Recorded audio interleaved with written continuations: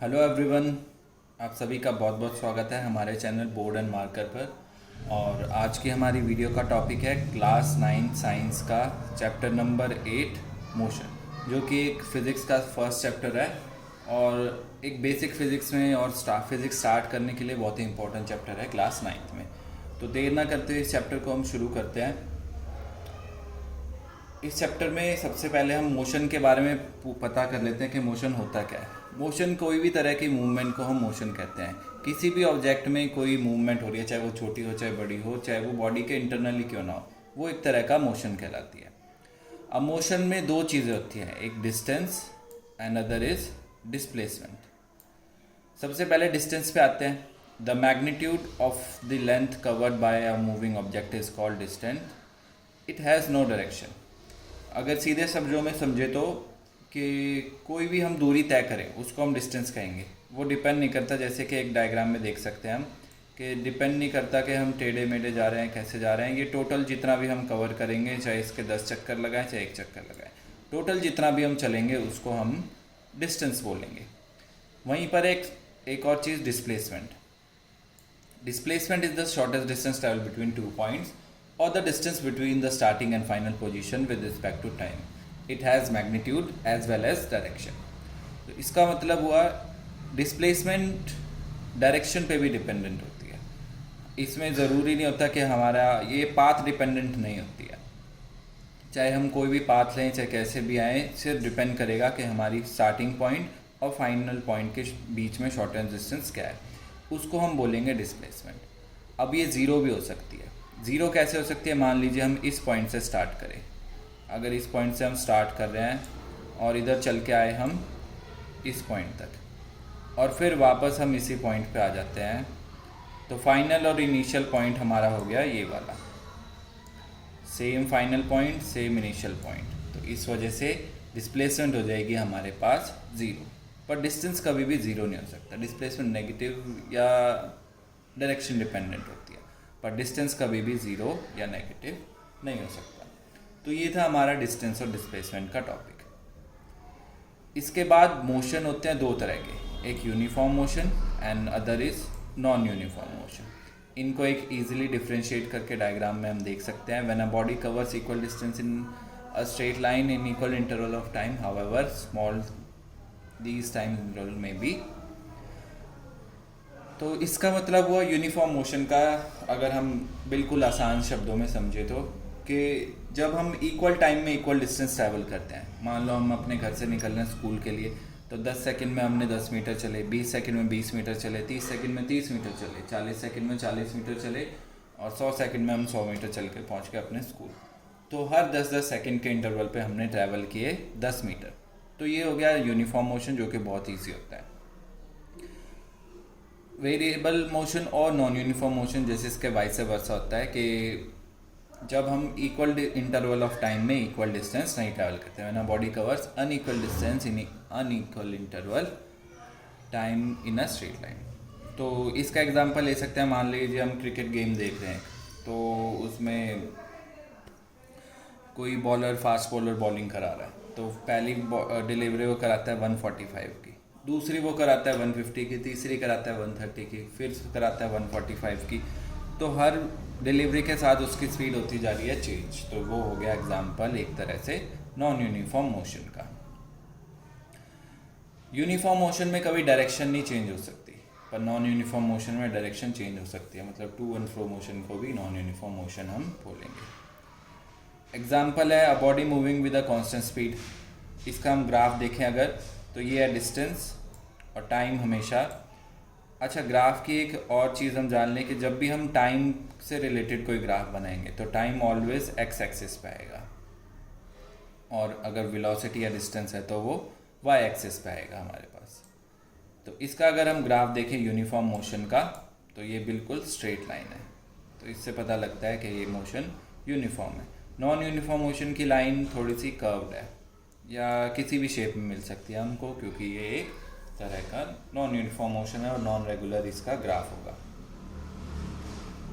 इसके अगला टॉपिक है मैग्नीट्यूड। मैग्नीट्यूड होता है इज द साइज और extent of a physical quantity. In physics we have scalar and vector quantities. Magnitude मतलब न्यूमेरिक वैल्यू होती है जो कि हमारे वेलोसिटी, टाइम, डिस्टेंस इन सब के पास होती है। अब इसमें दो चीज़ें आती हैं, एक vector quantities, another is scalar quantities. Simple शब्दों में देखें तो स्केलर क्वांटिटीज़ जिनका कोई डायरेक्शन नहीं होती या डायरेक्शन डिपेंडेंट नहीं होती। वेक्टर क्वांटिटीज़ उनकी डायरेक्शन भी होती है और मैग्नीट्यूड दोनों होता है। जैसे टाइम को देखें, टाइम मान लें हम 1 hour, 2 hour, 1 second, 10 second, 10 minute, कितना भी टाइम बोले, तो इसमें कोई फ़र्क नहीं पड़ता कि कोई उसकी डायरेक्शन नहीं होगी। सेम डिस्टेंस में कोई डायरेक्शन नहीं है, मास में कोई डायरेक्शन नहीं है, टेम्परेचर, एरिया, वॉल्यूम, इनमें कोई भी डायरेक्शन नहीं होती है। पर वहीं पे हम देखें वेलोसिटी डायरेक्शन डिपेंडेंट होती है। अब वेलोसिटी के बारे में आगे पढ़ेंगे कि डायरेक्शन डिपेंडेंट कैसे है। डिस्प्लेसमेंट हम पढ़ चुके हैं कि डायरेक्शन डिपेंडेंट कैसे है। वेट भी डायरेक्शन डिपेंडेंट है, अपवर्ड होगा तो कम होगा, डाउनवर्ड्स लगता जाएगा तो वेट ज़्यादा हो जाता है। फोर्स हमें पता ही है बहुत ज़्यादा डायरेक्शन डिपेंडेंट होता है, जिस डायरेक्शन में हम फोर्स लगाएंगे तो फोर्स की डायरेक्शन बहुत इंपॉर्टेंट होती है।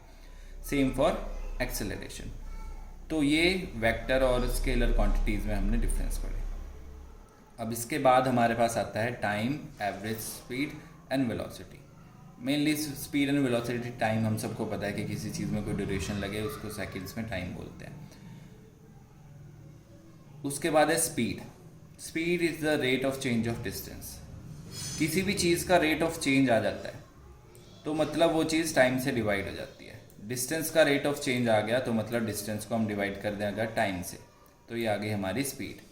और कोई हम वेरिएबल या नॉन यूनिफॉर्म मोशन ले रहे हैं तो टोटल डिस्टेंस को टोटल टाइम से डिवाइड कर देंगे तो आ जाएगा हमारे पास एवरेज स्पीड। जैसे कि हम कहीं घर से कहीं पर डेस्टिनेशन पर जा रहे हैं जो कि 100 किलोमीटर है, तो हो सकता है हम 20 किलोमीटर फास्ट चलाएं, फिर नेक्स्ट 20 किलोमीटर ट्रैफिक में फंस जाएं, या ऐसे ही चेंज होता रहे। तो उसमें हम स्पीड एवरेज निकालने के लिए टोटल डिस्टेंस को टोटल टाइम से डिवाइड कर सकते हैं।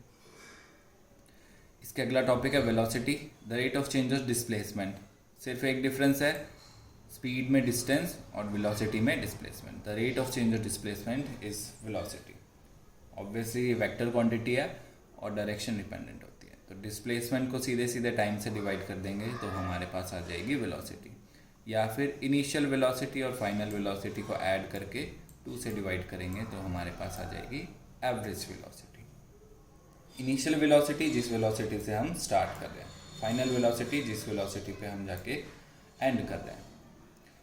एक्सेलरेशन, एक्सेलरेशन हम सभी को पता है rate of change of velocity होता है। Rate of change of velocity आ गया, इसीलिए इसके साथ वेलोसिटी के नीचे फिर से टाइम आ गया, तो इसलिए इसकी यूनिट होती है मीटर पर सेकंड स्क्वायर। स्क्वायर इसीलिए क्योंकि टाइम और एक वेलोसिटी में जो टाइम पहले से होता है नीचे, तो इसलिए 2 बार टाइम आ गया तो टाइम स्क्वायर हो जाता है। तो फिर से देखा हमने कि किसी भी चीज़ का रेट ऑफ चेंज निकाला तो वो टाइम से डिवाइड हो गया। तो rate of change of velocity is called acceleration. ये भी एक तरह की वेक्टर क्वांटिटी है, डायरेक्शन डिपेंडेंट होती है। जैसे कि अगर हम देखें, अगर हम सामने की तरफ चल रहे हैं गाड़ी में, हमने एक्सेलरेटर प्रेस किया तो वो पॉजिटिव एक्सेलरेशन हुआ फॉरवर्ड डायरेक्शन में, जो कि लेके जाएगा हमको। पर वहीं पर अगर हम ब्रेक प्रेस कर देते हैं तो वो हमको पीछे खींचेगा या हमारी स्पीड को कम कर देगा, जो कि नेगेटिव एक्सेलरेशन बोलेगा, जिसको हम नेक्स्ट टॉपिक में बोलते हैं नेगेटिव एक्सेलरेशन और रिटार्डेशन। जब हम फोर्स दूसरी तरफ लगाएं और मोशन दूसरी तरफ लगे। इसका एग्जांपल, जैसे ही हम ब्रेक लगाते हैं तो गाड़ी हमारी आगे चल रही है, पर जैसे ही हमने ब्रेक लगाया तो मोशन आगे हो रहा है पर फोर्स हमको पीछे की तरफ लगाना पड़ रहा है, तो इसको बोलते हैं हम रिटार्डेशन या नेगेटिव एक्सेलरेशन, सिंपल वर्ड्स में। इसके बाद आते हैं इनके ग्राफ। डिस्टेंस टाइम ग्राफ है, वैसे एनसीईआरटी में आपको अलग अलग गिवन है, यहाँ पे हमने एक ही ग्राफ रेडी किया है जिसमें कि आप यूनिफॉर्म और नॉन यूनिफॉर्म मोशन दोनों को समझ सकते हैं। डिस्टेंस टाइम ग्राफ फिर से देख सकते हैं हम, टाइम एक्स एक्सिस पे है, डिस्टेंस वाई एक्सिस पे है। सबसे पहले देखें ओ से ए तक। ओ ए जो है वो एक तरह का यूनिफॉर्म मोशन है, जैसे कि हमने यूनिफॉर्म मोशन में देखा था, एक स्ट्रेट लाइन आती है हमारे पास। उसके बाद फिर से ब्रेक लगे तो टाइम तो बढ़ रहा है पर डिस्टेंस नहीं बढ़ रहा है, टाइम बढ़ता जा रहा है पर डिस्टेंस नहीं बढ़ता जा रहा है। तो ए टू बी में जो हमारा ऑब्जेक्ट है वो है रेस्ट पे, या उसकी वेलोसिटी है 0। फिर B2C एक कर्व्ड लाइन है या टेढ़ी मेढ़ी लाइन है हमारे पास, तो उससे पता लगता है कि B2C में यूनिफॉर्म जो था वो हो गया हमारा नॉन यूनिफॉर्म मोशन। तो इसमें हमने देखा ग्राफ में डिस्टेंस टाइम ग्राफ का, डिस्टेंस हमेशा वाई एक्सिस पे, टाइम हमेशा एक्स एक्सिस पे रहेगा। तो इजीली वे में हम समझ सकते हैं डिस्टेंस टाइम ग्राफ कैसे बनता है। नेक्स्ट इज हमारे पास velocity time graph. Velocity time graph, इसमें भी यूनिफॉर्म और नॉन यूनिफॉर्म मोशन दोनों तरह का ग्राफ हमारे पास एक में ही है। Velocity time graph show the change in velocity, change in velocity दिखाता है हमें। इसी तरह के ग्राफ से, किसी तरह के ग्राफ से हम आगे इक्वेशन ऑफ मोशन भी डिराइव करते हैं। इसकी स्लोप अगर निकाल लें, ये जो स्लोप है वो निकाल लें, तो वो हमारे पास आ जाएगा इसका एक्सेलरेशन। द एरिया, अगर इस कर्व का, अब वेलोसिटी टाइम ग्राफ में अगर हम एरिया निकाल दें तो हमारे पास आ जाता है डिस्टेंस ट्रैवल्ड। अगर हम देखें एक ये राइट ट्रायंगल, इसका area half into B into H, means half into 4 into 8 will be 16। तो ये एरिया हो गया 16, ये एरिया हो गया 4 to 7 3, और हाइट इसकी भी 8, तो 3 इंटू 8 एक तरह का रेक्टेंगल है, इसका एरिया हो गया 24। और लास्ट वाले का अगर हम देखें 4 इंटू 8 इंटू हाफ, यानी half into B into H, इसका भी एरिया 16। तो 16 इन प्लस 16 प्लस 24, 16 16 32, 32 प्लस 24 56। तो ये डिस्टेंस ट्रैवल आ गया हमारे पास 56 मीटर। तो इसको मल्टीप्लाई करके हम निकाल सकते हैं डिस्टेंस ट्रैवल्ड।